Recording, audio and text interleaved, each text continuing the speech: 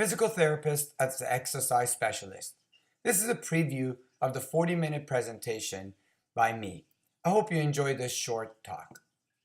I'm hoping that this sign will one day be posted in all parking lots.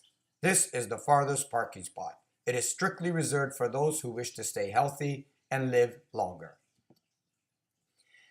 The percentage of adults reporting no physical activity jumped from 15% to 50% between 1988 and 2010. Obesity rate has also increased from 20 to 35% in both men and women. It's important to note obesity rate we're talking about. However, being overweight rates has increased more than that. Surprisingly, however, between 1988 and 2010, the number of calories consumed per day has not significantly changed. Perhaps the decrease in physical activity in the past 2 decades may be a greater contributing factor to obesity than the increases in caloric intake. Here's a question. Can you be overweight and still be healthy?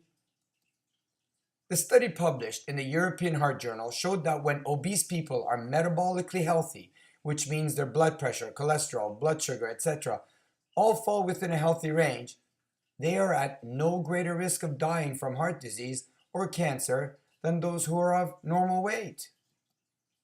Let's play a game. Which is worse for your health? Smoking or inactivity? Having diabetes or inactivity? Being obese or inactivity? Are you ready for the answers? Inactivity is worse than all those conditions.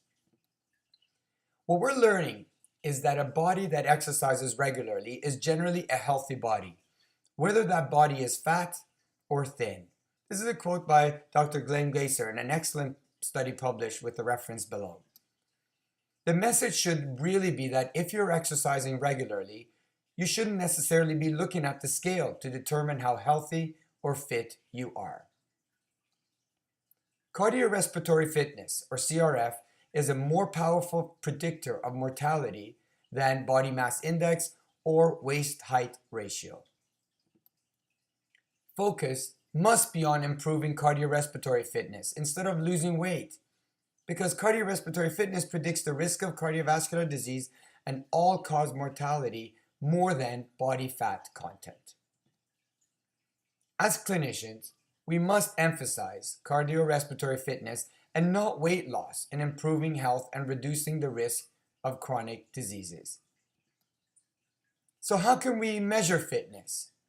It's not by measuring your waistline.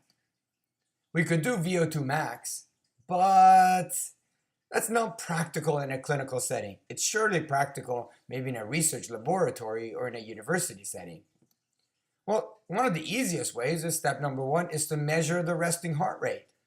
Normal resting heart rate is to be 60 to 100 for adults. But the normal does not mean healthy. Resting heart rate of less than 75 is recommended to reduce the risk of cardiovascular disease. Basically, take your pulse right now, either at your wrist or in your carotid artery. 15 to 19 beats for 15 seconds is good. I suggest you do this for almost every patient that you see in order to inform them of their current fitness level.